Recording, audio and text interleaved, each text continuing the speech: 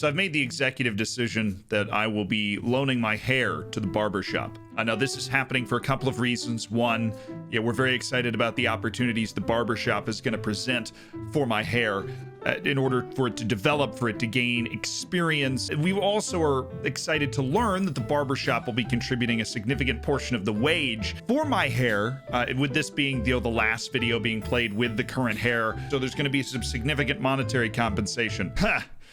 Just kidding. I am getting a haircut, and we're also talking about loans.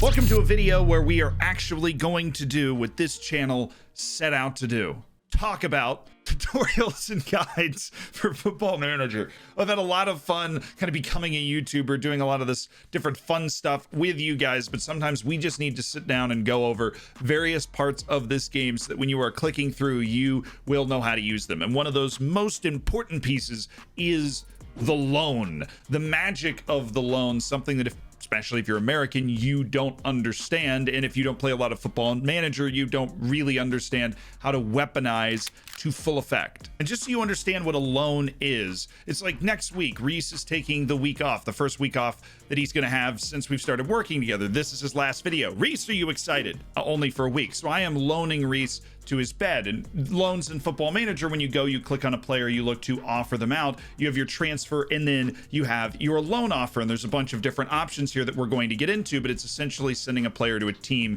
for a year or two. Now, if you follow the sport religiously, then you know that, but there's some of you that don't, and I'm sorry, I tried to keep that as brief as possible on what a loan is.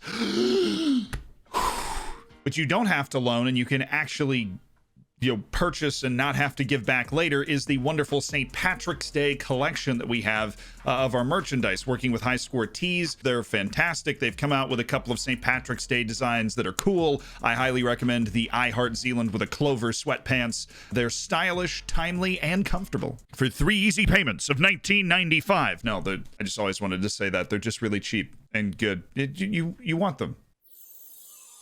None of this will help you with the actual sale of the players, though. So we're back on this loan screen with my boy Poulet Matimonier.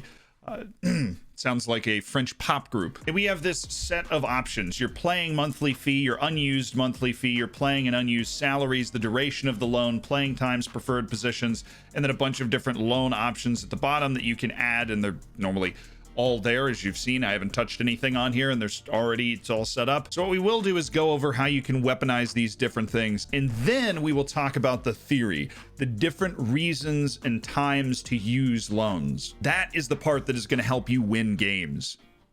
I mean, this part will too. Understanding mechanics is one thing. Understanding the beauty, the philosophy, the moi of the game helps you master things. So the mechanics, your monthly fee is the amount of money that is being received per month. So you set this typically 15, 30,000. This is well used if you have a lot of people that are interested in a loan. Like when you offer them out, there's 40 teams that come back. See if any of them are willing to pay a little extra money in order to get that player in, because it's essentially a 1-year transfer to bring that player in. And there's other situations where you would want to use that and you would expect to receive that or maybe spend that in order to complete a deal. Then you have your salary playing percentage. This works the same way. This is the percent that they are paying. I know there's a lot of confusion about that for people. So this is the amount of money that the other team is paying for your player. This is not the amount of money that you are paying for the player. So if it's at 100%, they're paying 100% of the player's wage, which is always the goal. And if you're offering a player out and you keep getting offers for less than 100%, all you have to do is come in and lock on the left side. Always keep in mind, you can lock those things in and not worry about receiving offers outside of that realm of possibility. I also do this all the time with agreed playing time. Like if I'm loaning out Poulet, Maddie,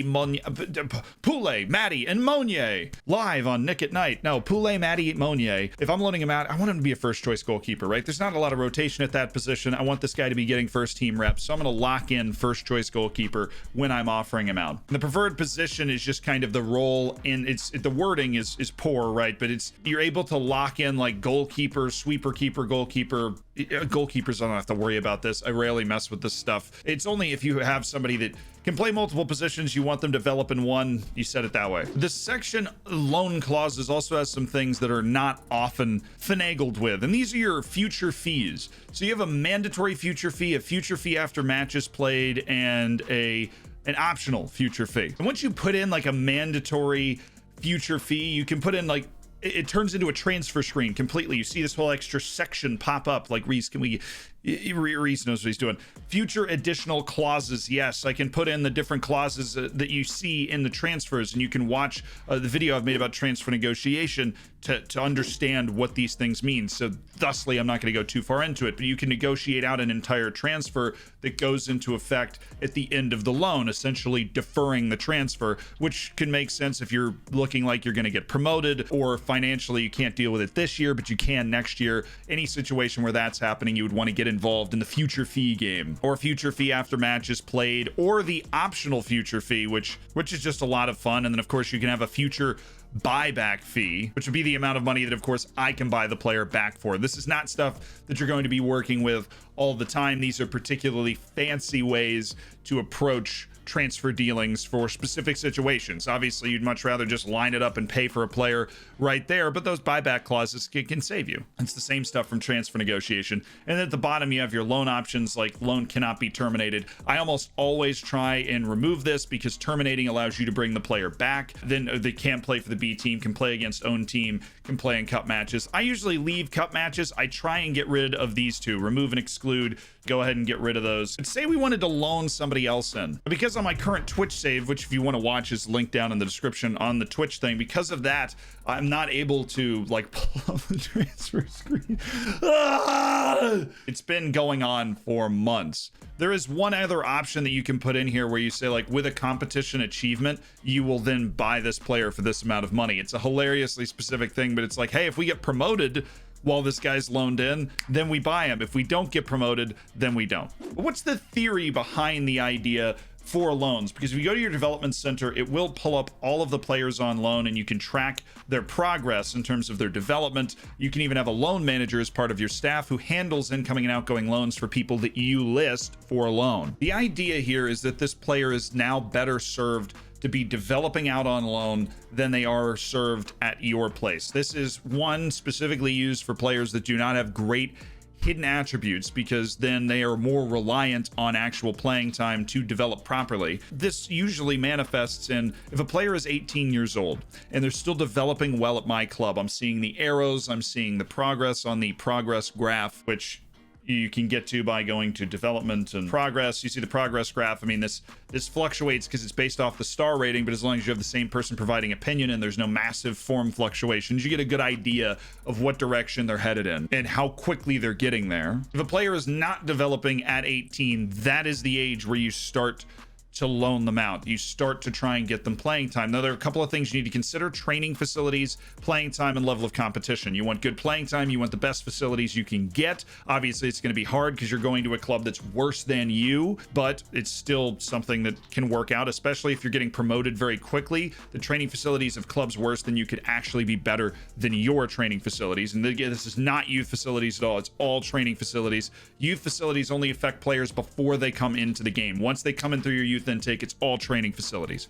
Got that? So once they hit 18, it's loan time. It's not the only time you're looking for loans, but in terms of developmental loans, those are the three things you're considering. Again, training facilities, playing time, level of competition. You want to make sure that, get those out of there. You got to make sure that all three of them are as high as you can possibly get. You know, I'll lock in regular starter. I'll lock in that they're paying their full wage, right? Because I don't want to spend the money. And then you go from there. But speaking of the wage, this is where loans can get fancier. If you have a 25-year-old and all of a sudden you have a great offseason, you sign 2 new left backs, right? But this 25-year-old is being paid a first team wage on your team. You've got a 20 and a 21-year-old left back. You just happened to, they both popped up in Peru and Uzbekistan. You sign them both. They were both really cheap. Now you're saddled with a first team level contract for a dude that's 25 that all of a sudden he's not going to play. What do you do if that contract in particular is like very high? Say you're a Premier League team, you're Manchester United, so the wages are insane. It's like 25 million a year, 30 million a year for this left back, but he's not going to play. He's going to start to get mad. He's going to drag down your team. What you do is, instead of looking to sell that player, you loan that player out. And what you can do when you loan that player out is you get those monthly fees.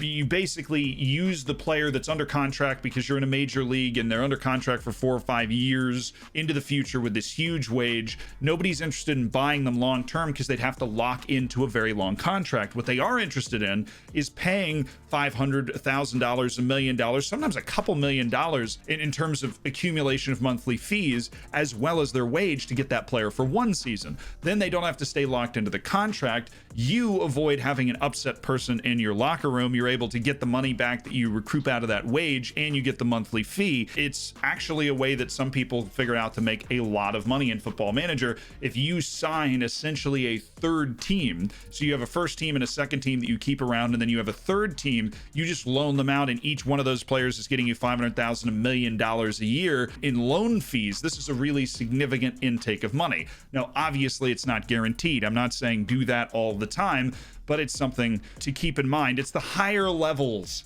of cognition when it comes to loans in Football Manager. And the development relative to the other things you can do with loans with more senior players is pretty straightforward. 18's the tipping point. If they're 17, their development is more based off of their surroundings, who they're training with, and then by the time you're 19, their development is more based off of your first team playing time. So 18 is the hinge point. Stay focused, stay locked in, and all of a sudden you're going to feel very comfortable operating with loans. And as you'll see if you watch me play on Twitch, I am always running a lot of loans. It's a great crucible to decide who actually has the potential that your staff thinks they do, and who doesn't, who can take advantage of it, who's going to get there, and who should you sell or not renew their contract on. Well, hopefully I'll see you in another stream. Well, if that's the case, sucks for you, I guess. Hopefully I'll see you in another stream. If you have any questions, of course, hit up the Discord, hit up the comments, or just like Zealand.